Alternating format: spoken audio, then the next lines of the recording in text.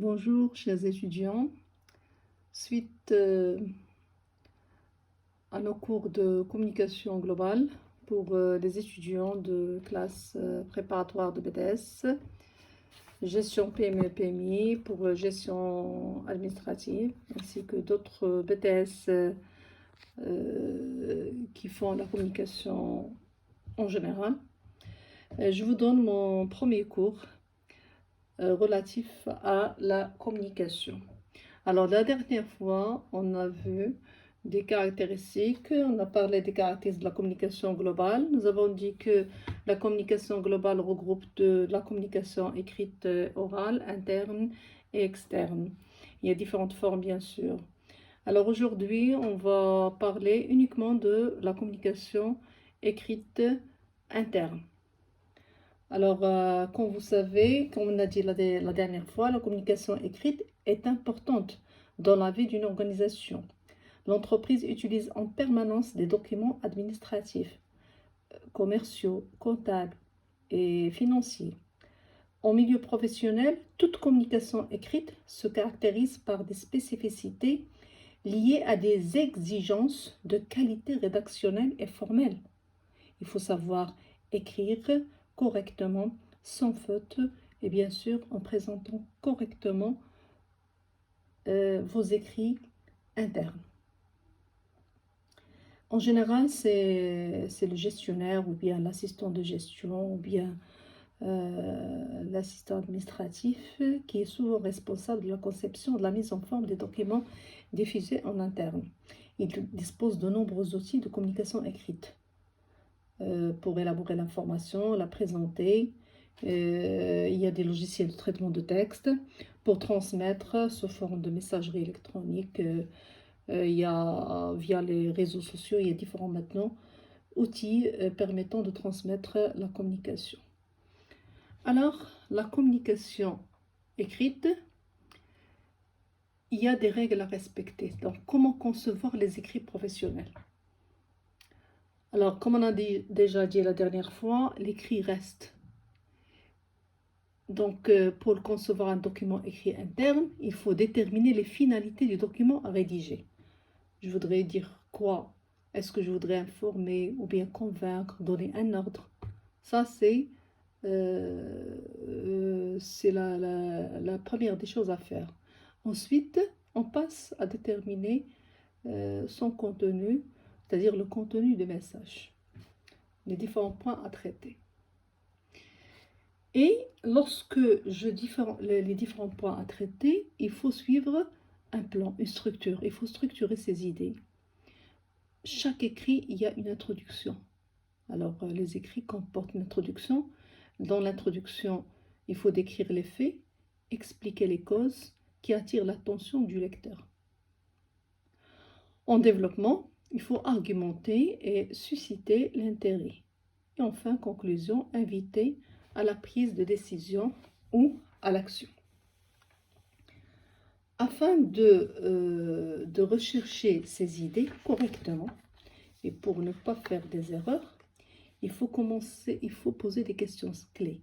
Commençons par la question qui, c'est-à-dire qui est l'émetteur du message, qui est le destinataire, s'agit-il d'une communication hiérarchique, quoi ou bien pourquoi, quel est l'objectif du message, pourquoi j'écris, qu'est-ce que l'on veut communiquer avec ce document, quel objectif l'émetteur veut atteindre.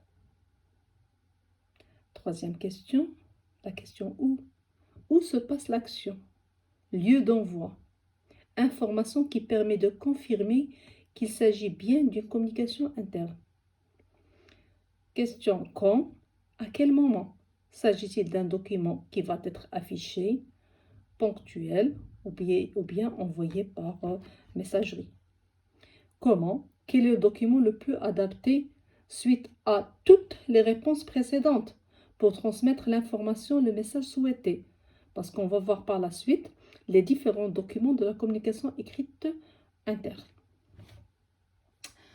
Une fois qu'on a recherché les idées, comme on vient de dire, quel document il faut rédiger?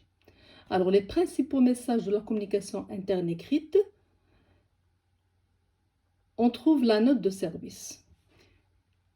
Le plus souvent dans les entreprises, vous entendez toujours des notes de service, des notes d'information ou des notes de synthèse. Alors, c'est quoi? De quoi s'agit-il? La note de service, document, c'est un document qui est interne bien sûr, qui a pour objectif de transmettre un ordre ou bien des consignes.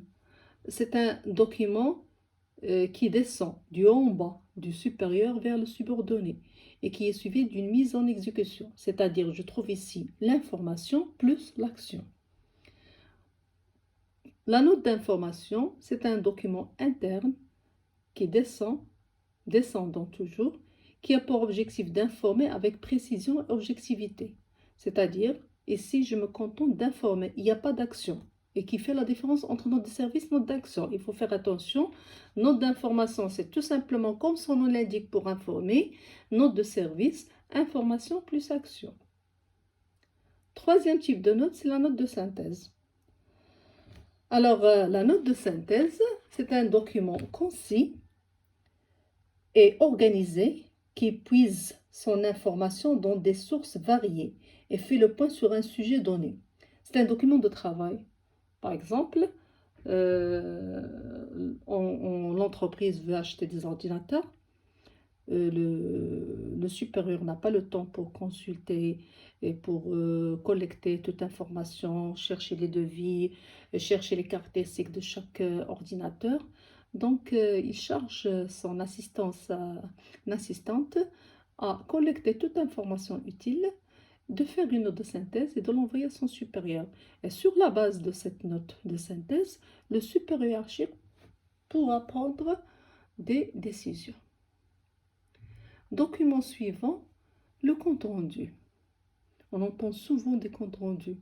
Compte rendu de réunion, compte rendu d'accident. C'est quoi un compte rendu?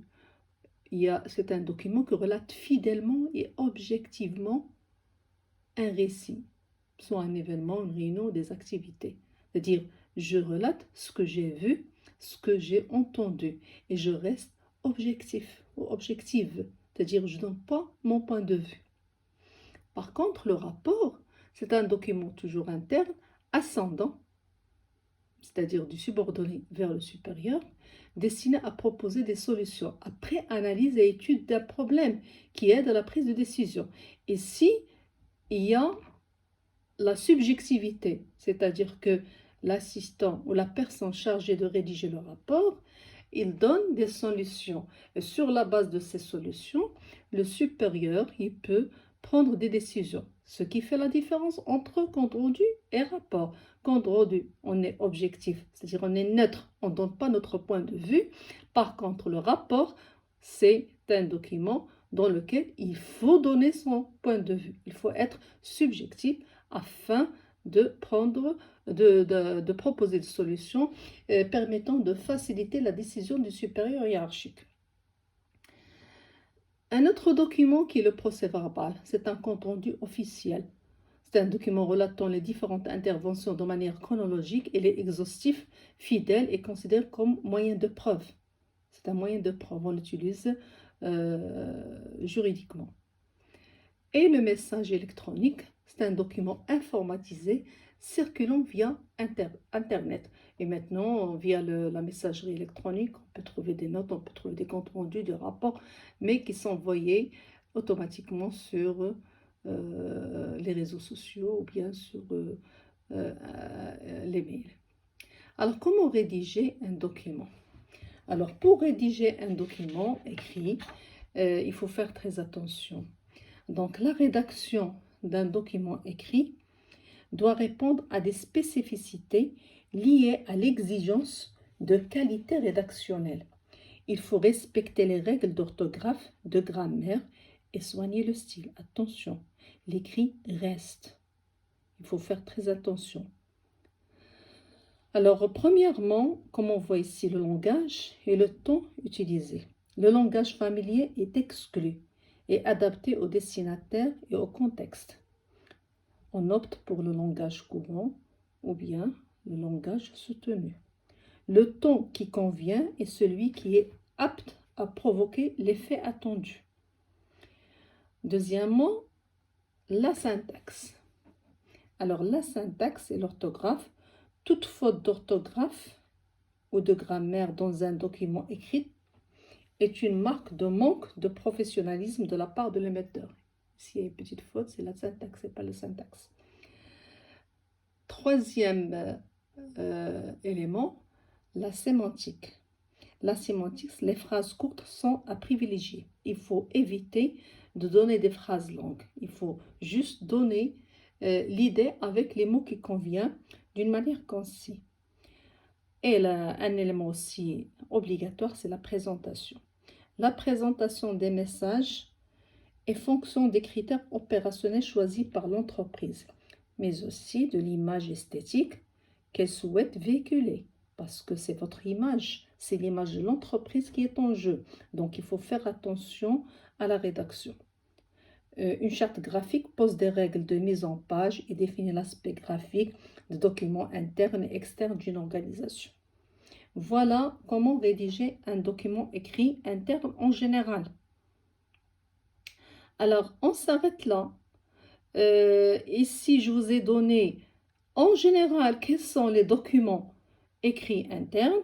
Dans notre troisième cours, nous allons le consacrer à présenter chaque écrit interne avec sa présentation, ses caractéristiques et avec des exemples. Alors, je reste toujours à votre disposition pour toute information. Notifiez-moi vos remarques, vos suggestions et je vous remercie pour votre attention.